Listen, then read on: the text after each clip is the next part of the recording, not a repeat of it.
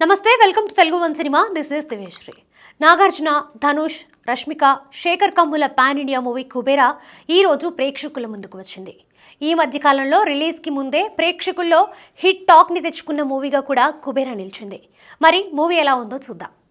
కథ ఏంటంటే, దీపక్ ఒక సీనియర్ సిబిఐ అధికారి. రాజకీయ ఒత్తిళ్ల కారణంగా ఉద్యోగం కోల్పోయి అక్రమ కేసులు మోపడంతో జైలు శిక్ష అనుభవిస్తూ ఉంటాడు. దేవా తిరుపతి ప్రాంతంలో ఉండే ఒక బిచ్చగాడు. బాల్యం నుంచే బిచ్చగాడుగా బ్రతుకుతుండడం వలన చదువుతో పాటు లోకజ్ఞానం తెలియదు. తన లాంటి వృత్తి చేసుకునే వారితో పాటు ఎదుటి వారి పట్ల జాలి, దయ కలిగి ఉంటాడు. ముంబైలో నివసించే నీరజ్ ఒక బిలియనర్. కొన్ని లక్షల కోట్ల వ్యాపార సామ్రాజ్యానికి అధిపతితో పాటు తన వ్యాపార విస్తరణ కోసం ఎంతమందినైనా చంపగలిగే సమర్థుడు. దీపక్ని జైలు నుంచి విడిపించి తన వ్యాపార లక్ష్యం కోసం నియమించుకుంటాడు. ప్రేమించిన వాడు మోసం చేయడంతో నల్గొండ ప్రాంతానికి చెందిన సమీర ముంబై వస్తుంది. దేవాతో పాటు ఇతర ప్రాంతాలకి చెందిన 3 బిచ్చగాళ్లని దీపక్ ముంబైకి తీసుకువస్తాడు. ఒక రహస్యం తెలిసిన దేవ ప్రాణభయంతో వాళ్ళ దగ్గర నుంచి పారిపోతాడు. ఈ క్రమంలో దేవా సమీరాకి పరిచయం జరుగుతుంది. తనకి ఇష్టం లేకపోయినా దేవాతో సమీర ట్రావెల్ అవుతుంది. దేవాని చంపడానికి దీపక్ వెతుకుతూ ఉంటాడు. దీపక్ నిజంగానే చెడ్డవాడా? ఒకవేళ చెడ్డవాడైతే సీనియర్ సిబిఐ అధికారి ఆ విధంగా ఎందుకు మారాడు? అసలు దేవాని ముంబైకి ఎందుకు తీసుకువచ్చారు?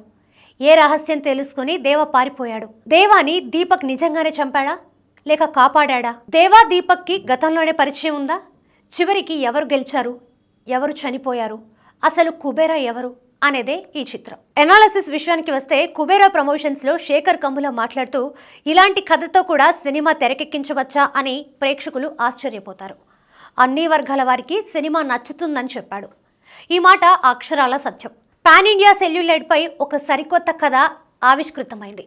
ఫస్ట్ హాఫ్లో స్టార్టింగ్ నుంచే ప్రేక్షకుడు కంప్లీట్గా కుబేరాకి సరెండర్ అయ్యేలా కథనం, క్యారెక్టర్ల పరిచయం సాగింది. దీపక్ని నీరజ్ జైలు నుంచి బయటికి తీసుకురావడం, దీపక్ తన లక్ష్యంలో భాగంగా దేవాతో పాటు మరికొంతమందిని ముంబైకి తీసుకురావడం, వాళ్ళ మధ్య వచ్చిన సీన్స్ అన్నీ బాగున్నాయి. బిచ్చగాళ్ళకి ఏం తెలియదు కాబట్టి ముంబైలో ప్రజల మధ్యకి వాళ్ళని పంపించి కామెడీని సృష్టించాల్సిందే. సమీరా క్యారెక్టర్ని కూడా ఫస్ట్ హాఫ్ మధ్యలోనే చూపించి దేవాని కోటీశ్వరుడుగా భావిస్తూ ఉండాల్సిందే. ఈ దిశగా ఆలోచించకుండా ఒకే పాయింట్ పై ఫస్ట్ హాఫ్ని నడిపించారు. కానీ నటుల పర్ఫార్మెన్స్ వల్ల ఎక్కడా బోర్ కొట్టదు. ఇంటర్వెల్ ట్విస్ట్ బాగుంది. ఇక సెకండ్ హాఫ్లో సమీర, దేవా మధ్య వచ్చే సీన్స్ చాలా బాగుండడంతో పాటు కథ అనేక మలుపులు తిరిగి ఏం జరుగుతుందనే క్యూరియాసిటీ ఏర్పడింది. దీపక్ క్యారెక్టర్ ఒక్కసారిగా తన అసలు రూపమైన సీనియర్ అధికారిగా మారడంతో కథనంలో మంచి స్పీడ్ వచ్చింది. కాకపోతే దీపక్ తన ఓల్డ్ స్టైల్లో మారడానికి మంచి సీన్ని క్రియేట్ చేసి ఆ తర్వాత తన భార్య పిల్లల్ని దుబాయ్ పంపించి ఉంటే బాగుండేది. పైగా సెకండ్ హాఫ్ కొంచెం ల్యాగ్గా అనిపిస్తుంది. దేవా ధైర్యంగా మారడం బాగుంది. టోటల్గా ప్రీ క్లైమాక్స్ బాగున్నా క్లైమాక్స్ మాత్రం కొంచెం వీక్గా అనిపిస్తుంది.